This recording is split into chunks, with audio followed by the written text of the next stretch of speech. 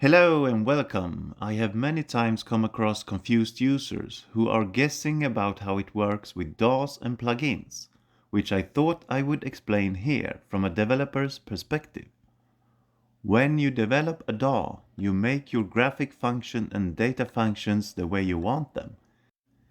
If you then also decide to add the option to load plugins into your future DAW, you must register with those who own VST, audio units, etc. to download the frameworks. From there, that will be the basic code for you to be able to communicate with the different types of plugins. So it is not you as the developer of your DAW who controls how the framework works, but rather how your part of the code that you will include should work. In order to use the processor's cores, the developer must also divide the work that the DAW must do into different software threads, which then will be portioned out by the operative system's scheduler over the processor's cores and hardware threads. Software threads should not be confused with hardware threads, although they are related, where the software threads runs on the hardware threads. This is called multithreading, and is thus, in short, that you distribute the work to different threads that carry out the work in parallel with each other.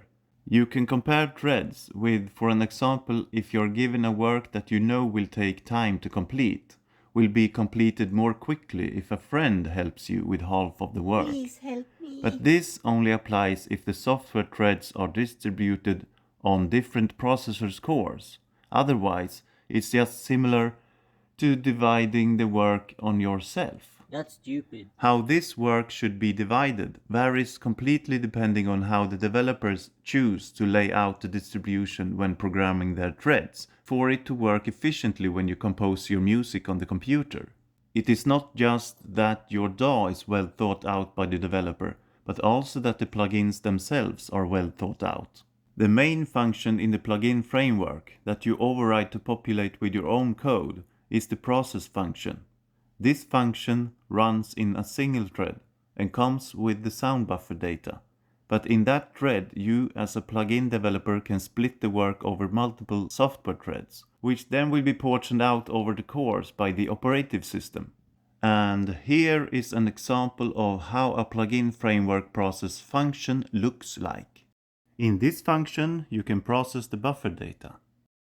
It is the same when you are developing a MIDI instrument plugin, but then there are also functions to read incoming MIDI data.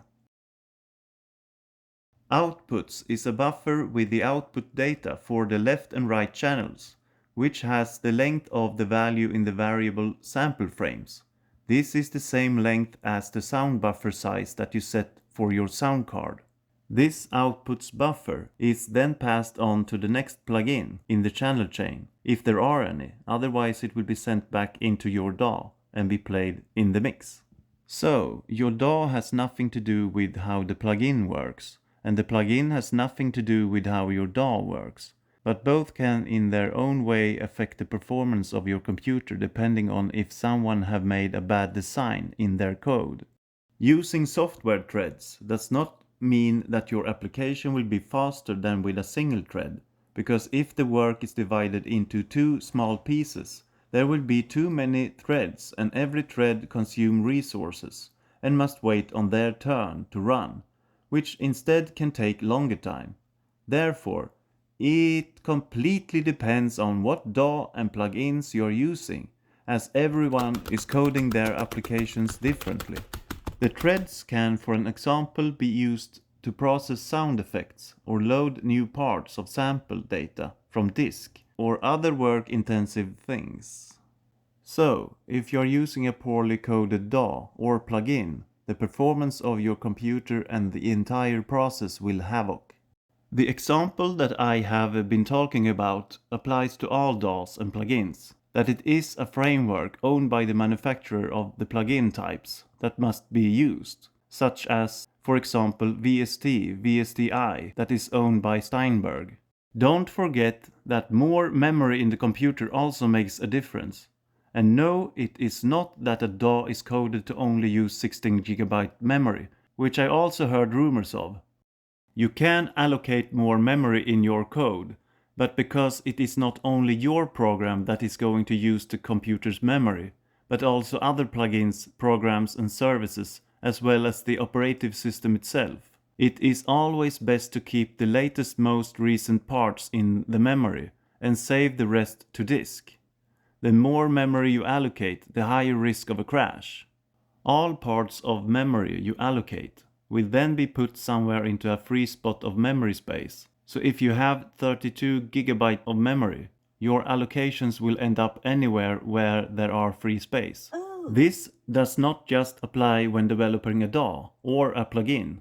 It's the same thinking in all coding. Not to use more than you need at the moment and buffer more over time, and clean up after yourself. So let's say you have 12 channels with 4 minutes of music recorded. All of these channels will not be loaded completely into memory, but only a short window of time from where the cue is placed. When you press play to play your project, the first loaded part is directly played and will be deleted from memory afterwards, and the next part of sound data will be loaded into memory from the hard drive, which is now ready to be played, and so forth. It is also important that the sound data is saved and kept separate from the operating system's drive, so that recording and playback of sound can work as undisturbed as possible. So, if you really want to know how it works, develop your own DAW and plugins instead. Happy coding! I'm going to be a coder.